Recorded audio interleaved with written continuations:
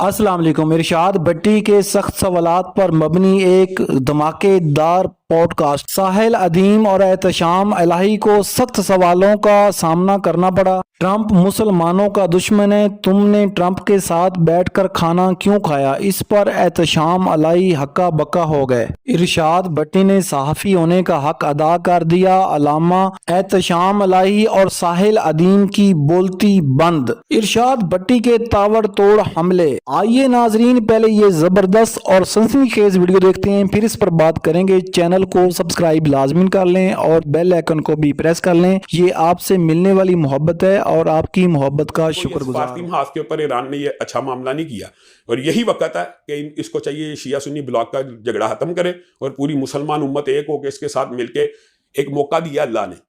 वैसे पूरी दुनिया के कवानीन इस्लामी ममालिक को बाउंड करते थे कि इसराइल सर ये एक मौका दिया था अल्लाह ने लीबिया के वक्त, एक मौका दिया था अल्लाह ने शाम के वक्त, एक मौका दिया था अल्लाह ने इराक के वक्त, एक मौका दिया था अल्लाह ने यमन के वक्त, एक मौका दिया था अल्लाह ने लबनान के वक्त, एक मौका दिया था अल्लाह ने पहले ईरान पे हमले के वक्त। कितने अल्लाह आप शिया सुन्नियों को और मौके दें। मैं तो यही कह रहा हूँ, तो इस मौके को यूटिलाइज करना चाहिए ना उम्मत को एक करने के लिए। तो हमारा तो यही मुतालबा है ईरान से।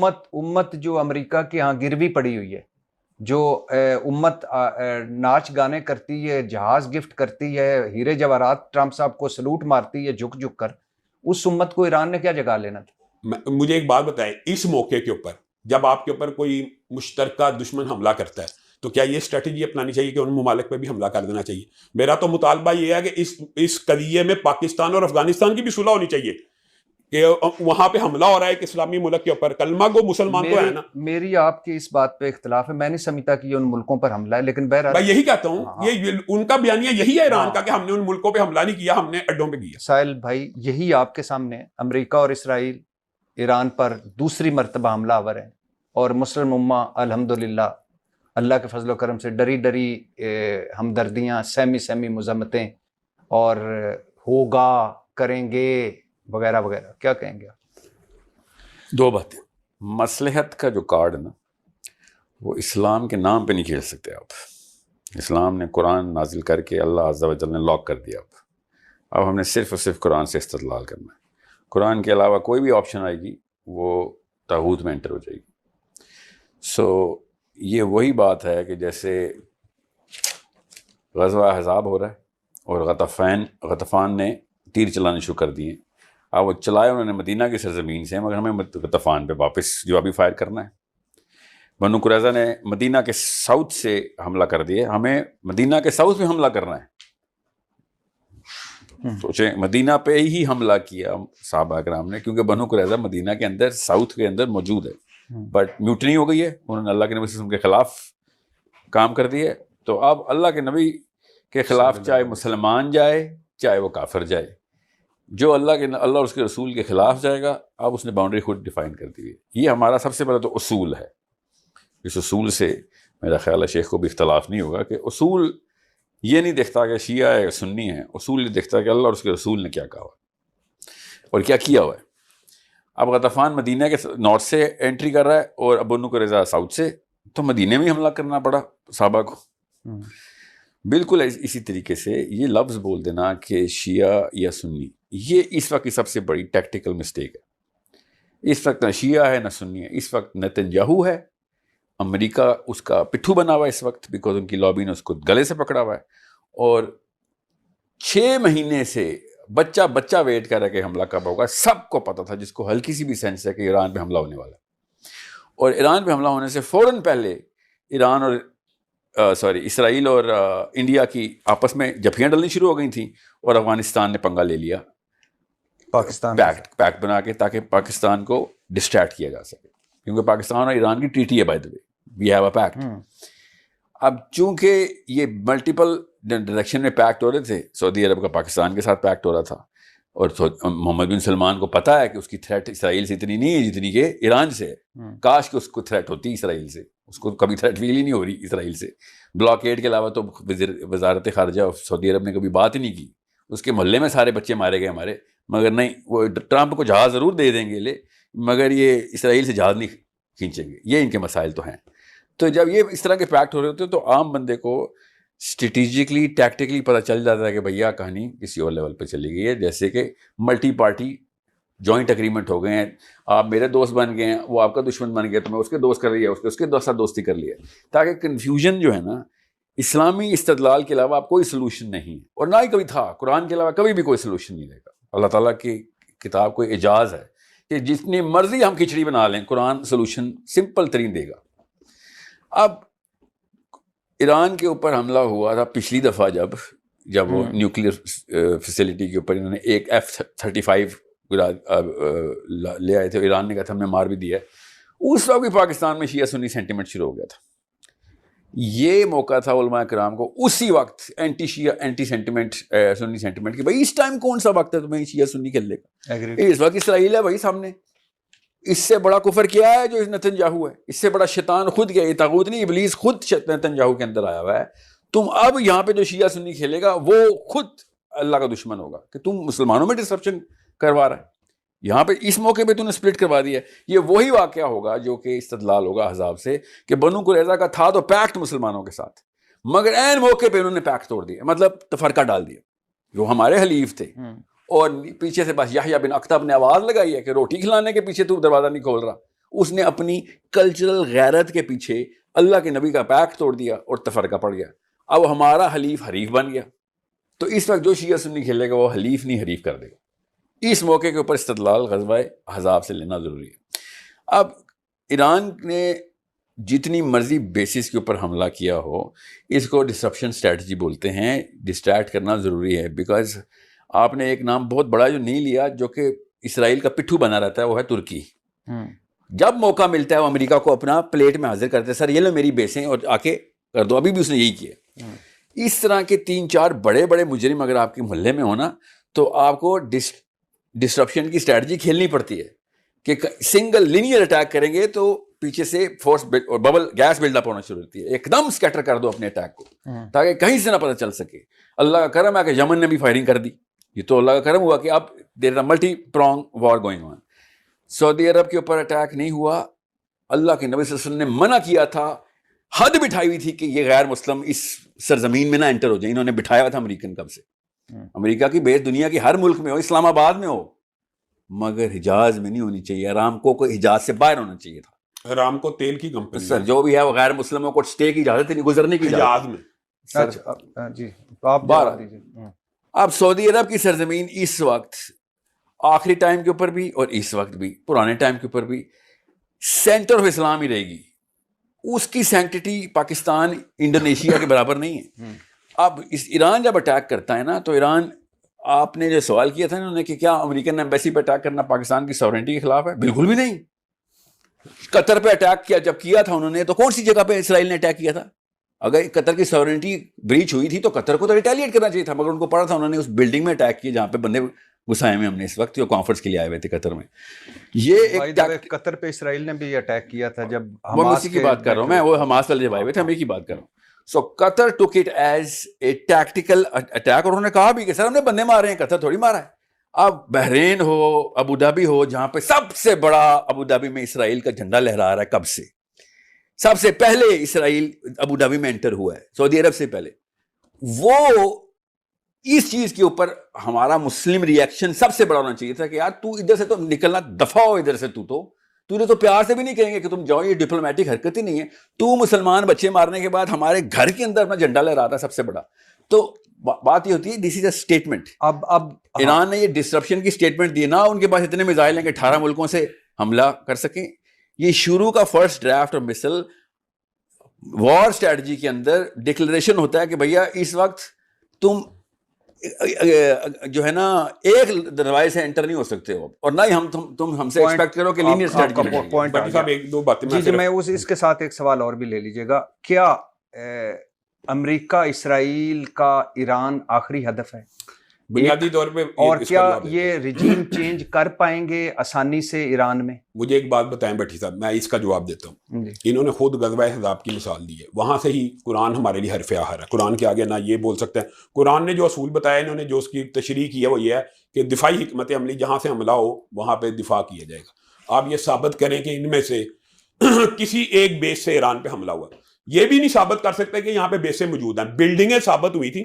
اور دوسری بات یہ, میں آپ کو ایک بات بتاؤں, یہ جو انہوں نے کہا نا ایران کے ساتھ, ایران کے اوپر جب پچھلا حملہ ہوا سب سے پہلا بیان اہل حدیث مکتبہ فکر کی طرف سے بطور صدر میں آپ کو یہ بتاتا چلوں کہ یہ دونوں اپنے اپنے فرقوں کی نمائندگی کر رہے ہیں, یہ مسلمانوں کی نمائندگی نہیں کر رہے. اگر یہ مسلمانوں کی نمائندگی کرتے تو یہ آج ایران کا ساتھ دیتے اور ایران کے حمایت میں اپنی رائے دیتے. آپ کی اس کے بارے میں کیا رائے؟ آپ اپنی رائے کا اظہار کمنٹ سیشن میں ضرور کیا کریں.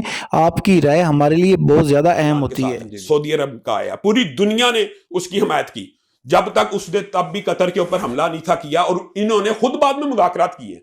اب مجھے ایک بات بتائیں کہ ہم دونوں بیٹھے ہوئے ہیں اور ہمارا یہ مقدمہ مشترکہ کہ اسرائیل ہمارا دشمن ہے. جی بالکل, مقدمہ ہمارا تینوں کا, بلکہ ایک, ہم تینوں کا ایک ہے.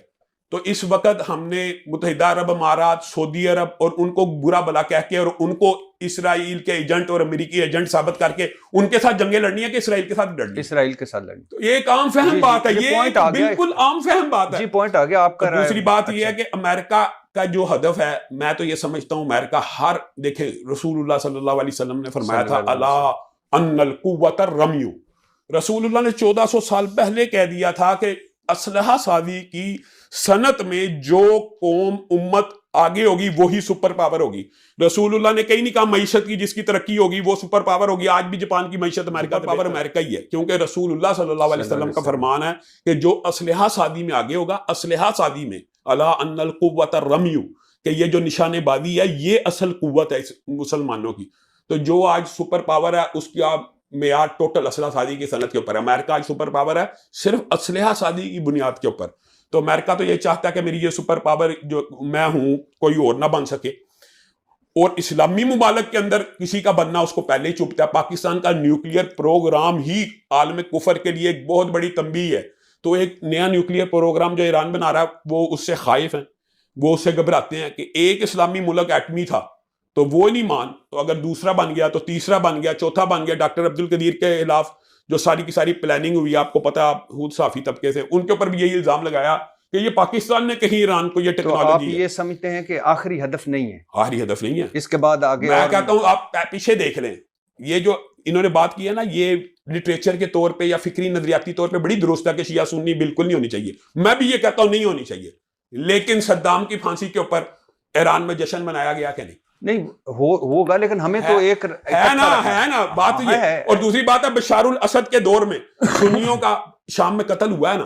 مسئلہ تو یہ ہے, ایک جو ایگزسٹ کرتی ہے حقیقت اس سے ڈینائل نہیں ہونا چاہیے. اور جو آپ کا سوال ہے یہ 100% درست ہے, اور اللہ کے فضل و کرم سے پاکستان کو یہ تیاری پکڑنی چاہیے, اور کسی بھی طرح یہ کل پرسوں ترسوں بالآخر اس کا حل بھی مذاکرات سے نکلنا. جو آپ نے کہا رجیم چینج ہونی ہے, بنیادی طور پہ امریکہ کا ہدف یہی ہے کہ اپنے من پسند بندے بٹھا دیے جائیں اور رجیم کو چینج کر لیا جائے. آخر اگر وہ اپنے مشن میں کامیاب ہوتا ہے یا نہیں یہ حالات بتائیں گے. اور بظاہر میرا خیال یہ ہے کہ امریکہ اس میں کامیاب نہیں ہو جائے گا. کل پرسوں تک مذاکرات کے ٹیبل سج جائیں گے, اور وہی امریکہ جس کے بارے میں کہا جاتا ہے کہ لاکھوں مارے یہ بیٹھے وہ ہے, یہ ایک سفارتی چیز بھی ہوتی ہے, ان کے ساتھ ٹیبل پہ بیٹھنا پڑے گا اور یہ بیٹھیں گے. آپ کیا سمجھتے ہیں ساحل بھائی, یہ ٹیبل پہ بیٹھیں گے اور یہ امریکہ اسرائیل کا آخری ہدف ہے ایران, اور کیا رجیم چینج ہو پائے گا؟ 3 سوال. سر پہلا سوال, پاکستان اسرائیل کا اگلا ہدف ہے. خدا کی قسم پاکستان اسرائیل کا اگلا ہدف ہے. میں کیوں قسم اٹھا رہا ہوں؟ نیتن یاہو نے خود یہ کہہ دیا, اپنے منہ سے بکواس کی ہے اس نے. یہ کسی شک میں مت ہے, یہ کیمرے بتا دو. یہ افغانستان کو ایکٹیویٹ کرنا ہے, انڈیا کے پیکٹ بنانا, اسرائیل چوتھے محلے میں جا کے وقف کاریاں کیوں کھول رہا تھا؟ آپ کیا سمجھ رہے ہیں؟ جی ہم نیوکلیئر پاور لے کے آئے ہیں, اللہ کے حکم سے لے کے آئے. وَأَعِدُّ لَهُم مَا اسْتَطَعْتُم مِّن قُوَّةٍ کا حکم ہم نے مانا ہوا ہے, ان کو پتا ہے, انہوں نے پہلے مانا ہوا ہے. ان کی گولڈا میئر کہتی ہے ہم نے تمہارے نبی سے ڈیفنس اسٹریٹجی سیکھی ہے, تم نہیں ہتھیار بنا رہے ہو, ہم بنا رہے ہیں. 8 تلواریں چھوڑ کے گیا تمہارا نبی, اور بیٹھ کے تم یہاں پہ تیل کے کنووں کے اوپر عیشیاں کرنے کے لیے. یہ ان لوگوں نے منہ سے بولا ہے کہ ایران کے منہ سے, جیسے اس کو ایران بولتا ہے اگلا لفظ بولتا ہے پاکستان. ٹھیک ہے, ایک تو یہ تو پہلی بار آپ کو پہلے پتا ہونا چاہیے کہ ایران, چونکہ ہمیں پتا ہے کہ پاکستان ان کا اگلا ہدف ہے, چھپاتے نہیں ہیں, اس لیے ایران کے ساتھ ٹیکٹیکل الائنس ہماری دینی مجبوری ہے. وہ شیعہ نہ ہوتے, وہ ایتھیسٹ ہوتے, ہماری دینی مجبوری تھی. بھائی ہمارا بیچ کا راستہ اس وقت, ہمیں یہاں پہ بیس لاک کرنی ہے کہ یہاں سے نہ کوئی انٹری ہو سکے. دوسری بات, رجیم چینج. جی سر, پہلے تو ایک چیز ہم مس کر رہے ہیں, وہ پہلے غور سے سمجھ لیں. جی. ایک ہوتی ہے آرمی کی بیس. آرمی کی بیس کا 30 اور 40% ایکٹیویشن رکھتے ہیں کیونکہ بجٹ بہت مہنگا پڑتا ہے بیس کو چلانے میں. صرف فوجیوں کی تنخواہیں نہیں ہوتی. It's a very political establishment. 119 army کی بیسز ہیں امریکہ میں, امریکہ کی دنیا میں 119. اور سب سے زیادہ کدھر ہے؟ عرب میں. کوئی چھوٹی موٹی وجہ نہیں. عرب میں کون سی لڑائی ہونی تھی امریکہ کے خلاف؟ ایک بیس کو چلاتے وقت جو سب سے زیادہ بڑی ضرورت ہوتی ہے بیس کو چلانے کی, اسے کہتے ہیں ری انفورسمنٹ, کمک. کمک بیس کے بغیر اگر ڈپلوائے کرنی ہو تو وہ حال ہوتا ہے جو افغانستان کے اندر امریکہ کا ہوا. امریکہ میں کیوں مسئلہ, افغانستان میں امریکہ کو مسئلہ تھا, امریکہ کی ایکٹیو بیس کوئی اسٹیبلش تھی نہیں. شمالی اتحاد was not established ally of America at that time, کیونکہ پاکستان کے ساتھ اور روس کے ساتھ مسائل کے جو بھی تھے. جب تک ان کے پاس اسٹیبلشڈ بیس نہیں بن سکی تب تک اے بھی ان کے پاس نہیں آئی تھی. اتنا بڑا واقعہ ہوتا ہے بیس بنانا. پوائنٹ آ گیا. نہیں, پوائنٹ یہ ہے کہ ایران نے وہ $5 بلین پہلے گھنٹے میں ضائع کروائے ہیں. کس کے؟ امریکہ کے. وار از جسٹ منی. جنگ صرف پیسہ ہوتا ہے اور کچھ نہیں ہوتا جنگ.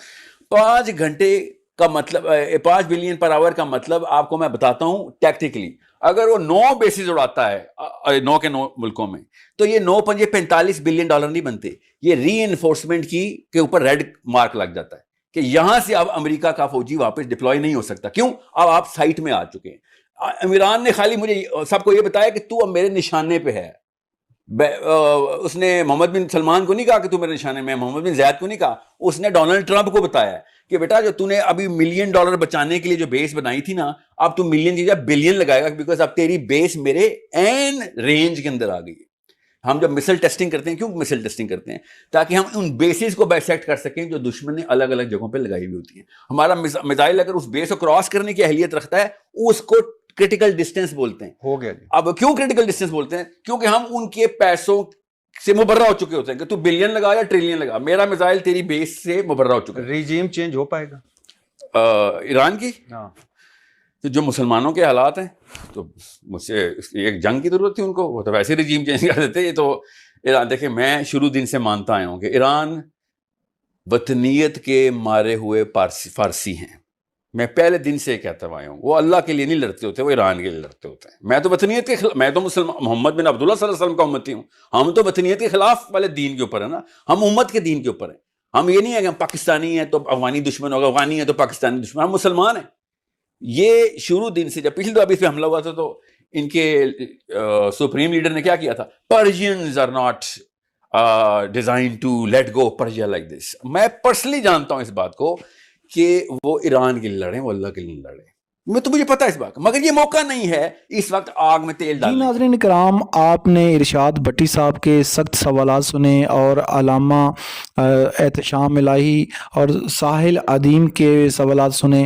ناظرین فیصلہ تو آپ نے کرنا ہے کہ کیا ٹھیک ہے اور کیا غلط, کیونکہ سب سے بڑی عدالت یا سب سے بڑا انصاف کرنے والی آڈینس ہوتی ہے, عوام ہوتی ہے, جنہوں نے فیصلہ کرنا ہوتا ہے کہ کیا یہ کسی فرقہ واریت میں پڑے ہوئے ہیں یا یہ اسلام یا دین کی خدمت کر رہے ہیں. ناظرین اس وقت ایران پر جو جہریت ہو رہی ہے اس پر پوری قوم کو کھڑا ہونا چاہیے. ہاں, سعودی عرب میں جو امریکہ کی اڈے ہیں اس سے جب ایران پر حملہ ہوگا تو ایران کو یہ حق حاصل ہے کہ ایران جو ہے وہ ان اڈوں کو نشانہ بنائے جہاں سے اس کے اوپر حملہ ہو رہا ہے, کیونکہ ایران نے اپنے ملک کا دفاع تو کرنا ہے. اور یہ کہاں پر لکھا ہوا ہے کہ کوئی قوم اپنے ملک کا دفاع نہیں کر سکتی؟ اپنے ملک کا دفاع کرنا ہی ناظرین, اپنے ملک کے شہریوں کا دفاع کرنا بھی یہ حکومتوں کی ذمہ داری ہوتی ہے, اور وہی ایرانی حکومت کر رہی ہے. ہاں, ایرانی حکومت کے پاس وسائل بہت کم ہیں, ایرانی حکومت کے پاس یعنی کہ وہ ہتھیار نہیں ہے جو امریکہ کے پاس ہیں. آپ کو پتہ ہے کہ اگر امریکہ اسرائیل ایک سائڈ پہ ہیں اور ایک سائڈ پہ ایران ہے, تو اگر حساب لگایا جائے تو ایران کے پاس 1% بھی ہتھیار نہیں ہے, ان کے پاس ہتھیار زیادہ ہیں. مگر ایرانی قوم کے پاس جذبہ ہے, ایرانی قوم جو ہے وہ لڑنے والی قوم ہے. آپ کو پتہ ہے کہ کل پچھلے دنوں میں جو صدر تھے ایران کے صدر, ایران کے وزیر خارجہ, ناظرین وہ بھی عوام کے ساتھ آئے اور عوام نے ان کے ہاتھ پیر چومے. اس سے عوام کا اور جذبہ بڑھا اور اسرائیل کے اوپر سے بمباری بھی ہو رہی تھی, مگر پھر بھی ایرانی جو قوم تھی وہ اپنے حق کے لیے کھڑی تھی اور بلکہ ایران کے حق میں اور اسرائیل کے خلاف نعرے بازی کر رہی تھی. یہی ایک زندہ قوم کی نشانی ہوتی ہے، اور جو زندہ قومیں ہوتی ہیں وہ اپنے ملک کا یا اپنے لیڈروں کا دفاع کرتی ہیں، اور لیڈر جو ہوتے ہیں وہ قوم کا دفاع کرتے ہیں۔ ناظرین، یہ جو جنگ ہے آپ کو پتہ ہے کہ خدا نہ خواستہ یہ اگر جنگ زیادہ دیر چلتی رہی تو اس سے پوری دنیا کی جو معیشت ہے وہ ہل کر رہ جائے گی۔ آپ کو پتہ ہے کہ پوری دنیا میں پٹرول کی پرائس کہاں چلی گئی ہے، پاکستان میں 60 روپے سے زیادہ جو ہے وہ پرائس بڑھ چکی ہے۔ تو اس سے جتنے بھی یعنی کہ مارکیٹیں ان کا جو پوائنٹ ہیں وہ نیچے گر چکے ہیں۔ جو ٹرمپ نے ابھی اجلاس کیا 7 ممالک کا اجلاس، اس میں جو ممالک ہیں انہوں نے کہا ہے کہ اس جنگ کو فوراً روکا جائے، اور ایران کا کہنا ہے کہ ہم اپنی حدود سے ایک بوند بھی تیل کی نہیں جانے دیں گے، اور یہ پوری دنیا کے لیے پریشان کن ہے۔ اور اب یعنی کہ ٹرمپ کو یہ پتہ چل چکا ہے کہ ایران جو ہے وہ ہمارے جتنے بھی اڈے ہیں نزدیکی ان کو وہ نشانہ بنا سکتا ہے، اور وہ ہمارے جو تیل ہے اس کی جو بندش ہے وہ کر سکتا ہے۔ ناظرین، ان لوگوں کو چاہیے کہ یہ بیٹھ کر اپنے مسئلے کا حل کریں۔ آخر جتنی بھی جنگ طویل ہو مگر پھر بھی ان کو ٹیبل پر بیٹھنا پڑے گا اور بات کرنی پڑے گی، اور ہر ملک کو یہ حق حاصل ہے کہ وہ اپنی دفاع کے لیے جو بھی سامان بنانا چاہے وہ بنا سکتا ہے۔ اللہ کرے کہ ہمارے پوری دنیا میں دہشت گردی کا خاتمہ ہو، اور پوری دنیا کو چاہیے کہ وہ جنگ جو ہے نا وہ ایک آخری آپشن ہوتا ہے، اور جنگ سے گریز کرنا چاہیے۔ تو اللہ تعالیٰ پوری دنیا کے مسلمانوں پر اپنا رحم فضل کرم کرے، اور اللہ تعالیٰ پاکستان کو بھی ایک ایسا لیڈر دے جو پاکستان کے لیے کام کرے۔ اگر آپ کو یہ ویڈیو اچھی لگی تو ویڈیو کو لائک کر دیں، چینل کو سبسکرائب کر لیں اور بیل آئیکن کو پریس کر لیں۔ آپ کی محبت کا شکر گزار ہوں۔